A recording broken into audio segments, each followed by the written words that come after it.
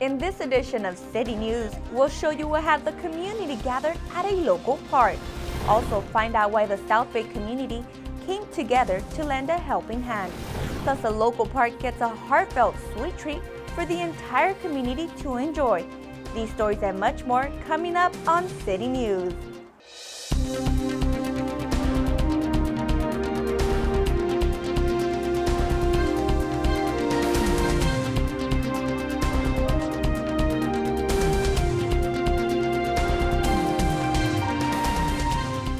Hello and welcome to City News. I'm Jennifer Murillo. The city recently celebrated Earth Day with the service provider Earth Day Fair. Tony Long Jr. has the story. Food, music, and bicycles set the scene at Hawthorne Memorial Park for this year's fair. The wonderful event we have today has been an event that's been happening for years. It first started as a city clerk in the city, and it's evolved to its own, basically, and it's just wonderful to see how quickly it's grown. Remember that this is the city of good neighbors, and as a good neighbor, we try very hard to bring the resources that we know about that can benefit our citizens. So that's what this city is all about. Numerous service providers were on hand, including those who provide information on producing a better environment. We have shower timers. 5-minute shower timers is the best thing, but I kind of, you can maybe cheat once in a while, but we recommend 5 minutes. We're here promoting our programs. We want residents to save energy, gas, water, and save the environment. Many attendees were pleased with the new knowledge they learned during the event. Well, it's some stuff I didn't never know about, but I'm finding out more. Everything, it's surprising me. Well, there were quite a few interesting things, actually. The plant thing over there, I like that with Holly Glen. We got flower packet, we checked out the water, Golden State water, and a bunch of things. It was just, the whole thing was interesting, I like. It's a great way for kids to bond and stuff, and for people in the neighborhood to have fun together. Councilmember Angie Reyes English says that approximately 20 to 25 vendors were at this year's fair. For HCTV, I'm Tony Long Jr. For more information on the fair and other events, visit the city's website at www.cityofhawthorne.org/latest news. The city of Hawthorne partnered with Caltrans to celebrate Earth Day by cleaning up a local park and drive. Francisco Castillo gives us the details. Councilmember Angie Reyes English and other volunteers spent their morning on Earth Day picking up trash. It's been an effort that's been discussed, and through the Metro Sector Board Council of the South Bay has asked for a cleaning to start at this location, which is 120th and Crenshaw in Hawthorne, a park and ride that's very popular among our commuters. Peter Jones from Caltrans says it's important to pick up trash from the streets because it may end up polluting our oceans. In 2015, we held the same sort of event, and we picked up 3,754 cubic yards of trash. According to Jones, that amount of trash fills up approximately 300 trash trucks. Caltrans reported over 153,000 cubic yards of trash was picked up statewide in 2015, the equivalent of 1.9 million trash trucks. Many people had their reasons why they chose to volunteer at this year's cleanup. The reason why I decided to take a part of it, first of all, because I knew the importance of it and the outreach that we needed to do on just keeping our environment clean. We as the South Bay cities, we stick together. We try to work together with our neighboring cities to make sure that whenever we can, we come together to make sure that the community as a whole, the region as a whole, the South Bay as a whole, is as beautiful as it can be. Caltrans plans on keeping this annual event for years to come. For HCTV, I'm Francisco Castillo. If you would like more information about the Adopt a Highway program, visit the Department of Transportation's website at www.dot.ca.gov. Holly Park in Hawthorne is the first to receive a mural, courtesy of the Recreation and Community Services Department and Fine Arts Commission. Edward Evans was there to cover the event. Artist Sky Amber Sweet donated her time, talent, and hard work to enrich the park's wall. I call this the heart of Hawthorne. It has a huge heart in the tree, which is supposed to signify strength and community and growth, and I think growth is really important. I saw her painting a mural in a different community, and she was donating that to the community. And I was very interested. Her work is very lively, it's very warm and heartfelt. This is going to beautify the Holly Park community for years to come. It is an expression of love. It is an expression of peace. The artist wanted to convey love and peace as well as strength. A full-time artist since 2012, this was the 13th mural created by Sky Sweet. She donates 80% of her artwork to schools, churches, and parks. This particular piece took 3 days to complete. Having the first donated mural in the community, I hope that more art continues, to enter and bring people together. And I think that's what art does, and it makes people happy. Sky Sweet's work was honored with a certificate of appreciation by the city. She also received high praise for her talent from the residents in the nearby community. Anybody that come in this park have to appreciate the kind of work and the artistic design that this park exhibits. And quite frankly, I speak for the neighborhood. We're glad it's here. Sweet shared her thoughts on the effect her artwork will have on the city of Hawthorne and the visitors of Holly Park. I think with my mural, I hope to really get across to the community and everyone that ever visits it that it's all about love and people, and the little things in life is all that matter. And if they can look at this and it changes their day or how they're feeling, that is going to be most important to me. More of Sky Sweet's artwork can be found on her Facebook page, Sky Amber Sweet, Sky Poet. Reporting for Hawthorne Community Television, I'm Edward Evans. To find out more about the Park Mural project, go to the city's website at www.cityofhawthorne.org under Departments and click on the Recreation and Community tab. Giving and selfless are just a few of the words that are used to describe Hawthorne residents. Ernesto Giles has more. The Hawthorne President's Council, along with the City of Hawthorne and the Chevron Corporation, came together at the Memorial Center to show appreciation for more than 200 volunteers. We need volunteers. We can't have an event unless it was by our volunteers and those that give themselves freely. They dedicate thousands of hours giving their time to help us put the organization like Hawthorne President's Council that we do, the K-9 dinner, the holiday assistance program. The volunteers were recognized for using their free time to help with various events and organizations throughout the past year. Thank you to all of the people who volunteer all year long, expecting to get nothing in return. If it weren't for these individuals, Hawthorne wouldn't be able to function as a city that helps its neighbors. That's what our motto is, City of Good Neighbors. We would not be able to do what we do without the hard-working volunteers. So today I'm honored to be here to say thank you for all your work. Many might find it hard to find the time to volunteer, but recipients at this year's event have a few words of encouragement. If you have a kid, start at the school. Ask the teacher, can I volunteer? Can I help you out? Is there anything that I can do? If you are helping somewhere useful, you don't know what big difference they are making in the community. They should come out and do something good for some other human being. So when we all work together, give our time, you have less stress, right? Because you're busy, you're doing something good, and you feel good about yourself. Volunteering is not just limited to adults.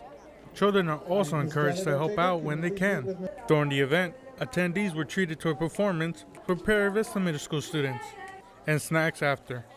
For HCTV, I'm Ernesto Giles. Congratulations to all of this year's volunteers. The City of Hawthorne hosted a free hazardous waste and e-waste recycling roundup. Held at the Betty Ainsworth Sports Center, residents were able to properly dispose of items like computers, printers, batteries, and many other items that are too toxic to trash in the regular trash bins. To find out about future hazardous waste and e-waste recycling roundups, check on the city's website at www.cityofhawthorne.org/latest news. Coming up next on City News, find out why students were at Hawthorne High School on a Saturday morning. Also see why over 80 employers gathered in one spot. There's more news ahead. We'll be right back. Welcome back. Engineering students from over a dozen local schools gathered at Hawthorne High School. We'll show you why. Project Lead the Way drew in 13 teams of 3 engineering students to the Chevron Design Challenge regional competition. They're putting into practice everything they've learned all year And they're doing something that engineers do every day on the job. The teams were given a design brief of a product they needed to design, and by the afternoon, the students had to present it to a panel of local engineering judges.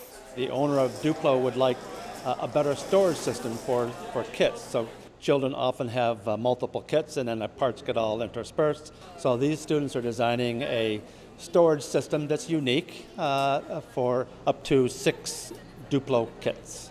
So this goes through the whole process of taking an idea and making it a reality. And part of that is the things you don't think about, like presenting or making a PowerPoint presentation. It's a really big part of work for us a lot of the time. It's really nice that they're like spending their money and time on giving us like opportunities like this, because it really like gives us a sense of like what it's like to like present in the real world, not like in school. There's a lot of kids, they go through school and they're learning all these things, but they never really get a chance to do them in real life. So I think we really learn a lot when we get to do these things in front of people and we get to compete and we get kind of a context for what we're doing and why we're doing it. The competitors had deadlines to meet throughout the day and could consult with their mentor only during lunch for guidance. I only have half an hour during lunchtime where I could speak to them regarding their designs, and they seemed pretty happy about where they are. They're using all of the skills that they've learned from brainstorming and working as a team, sketching, designing on a computer, producing drawings so that the parts could be manufactured. Each group had no more than 5 minutes to pitch their product to the panel, and moments after the last presentation, the winners were announced. It feels absolutely incredible and very surprising, actually. I'm very thankful for the entire project. We saw so many of the other presentations winning and we're like, ours wasn't better than that. We tried to make it as engaging and enthusiastic as possible with our videos, probably very much led the judges into it. And we turned everything in on time, which is very critical and important in trying to get as many points as possible. The top 3 teams are now moving on to the state competition on May 6th in San Diego. To learn more about the project Lead the Way, go to their website at www.pltw.org. Students at Zella Davis Elementary are shooting for the stars, and by their collaboration with SpaceX, they're not far from it. Brianna Greenup has the story. Last time we met up with the girls in Engineering Club of Zella Davis Elementary, they were just getting started. Today, it's a much different story. We do not have a whole lot of time together today, and as you guys know, this is our last time meeting. You guys have done an amazing job. For the past couple months, the girls have been working on their goal to lift 10 marbles with a crane. So today they were actually testing, finishing up their testing trial number 2, and then finally, as I had promised them, we were going to see whose crane could hold the most marbles. Each group was successful in lifting 20 marbles, a feat that took weeks to perfect. Me and my partner, we had a little bit of difficulties, but we worked collaboratively and it all went good. And while it may seem like another day at school, it is an experience that students like Hoshi still enjoy. I've learned that creating stuff like with your partner and like working collaboratively is like really fun, and like that you could do it, like create like your own crane like a real engineer. It'll prepare them for college, it'll prepare them for a career, and more than that, it'll give them life lessons to work together, and again, just be problem solvers. Projects from the Girls in Engineering Club will be presented to the engineers of SpaceX this June. Brianna Greenup reporting for HCTV. To find out more about Girls in Engineering, visit the Zella Davis Elementary website at www.hsdzelladavis.org. The South Bay Workforce Investment Board and the South Bay One-Stop Business and Career Centers hosted the 17th Annual Blueprint for Workplace Success Job Fair. We take you to the city of Carson to bring you the details. The Youth and Young Adults Job Fair, held at the Juanita Millender McDonald Community Center, drew in over 700 students. It's about getting youth jobs, particularly in the summer, and keeping them busy, and some of them end up being permanent employees. Young adults from ages 16 to 24 were invited to attend the fair, where over 80 employers were looking for new employees. We have kids being bussed in from 20 different schools all over the South Bay. So no, it makes me feel great, and it makes me feel better when I see how many young people are hired. I think it's very helpful because you get to be face-to-face with people instead of like applying online and stuff like that. So it feels like you can make a good impression on the job. It helps the youth find a job and if anything, get more information about more people hiring and stuff like that. While some companies were providing information and job applications, others were holding on-site interviews to hire on the spot. Yeah, they had like great companies. They had K1 Speed, they had Foot Locker, they had the Border Patrol, they even had the fire department. I think that's great, like, you know, bringing the community together. As a student, to make sure that you put your best foot forward and to be really open to different opportunities because you never know where they can lead to. From a part-time role could end up being a store manager all the way up to our head offices in New York. This year, 235 were hired on the spot, and an additional 280 were asked to attend a second interview. To learn more about SBWIB or to find one of their one-stop locations, go to their website at www.sbwib.org. When we return, find out how test driving a car can bring some money to a local charity. Some Hawthorne residents chose to walk over sleep. Brianna Greenup has the story. People of all walks of life came together in their fight against cancer. Whether they were a survivor, caregiver, or volunteer, they were all walking for the same reason. Relay for Life, it's become an annual event, a staple of sorts here in our city, and obviously a great gathering of families and those that are affected. It's good to know that we have the community here sharing memories of their loved ones and, more importantly, championing those that are going through. An annual event that has made an impact on many. This includes groups like the Green Team, who continue to grow every year. We started walking with the Relay for Life because of Michelle and her diagnosis. And then unfortunately throughout the years we've been walking for other people, including brother-in-laws and fathers and grandmothers. Like they say at the opening speech, we're all touched by it some way or another. Even Mayor Alex Vargas, who hasn't personally been affected by the disease, came out to walk. I came out here to support the Relay for Life, all the efforts of all the survivors, all the supporters of survivors, people who have lost loved ones, here to be in solidarity with them, to fight cancer. And it's impacted a lot of people. It hasn't impacted my immediate family personally, but I have had friends who have passed away. An impact that can be felt from more than those dealing with cancer. Mothers like Joanne Hughes, who lost her daughter Christy to ovarian cancer, comes every year to remember her daughter and cope with her loss. I feel because I'm healthy and I'm fighting to live that I need to keep walking for her and keep walking for awareness of cancer.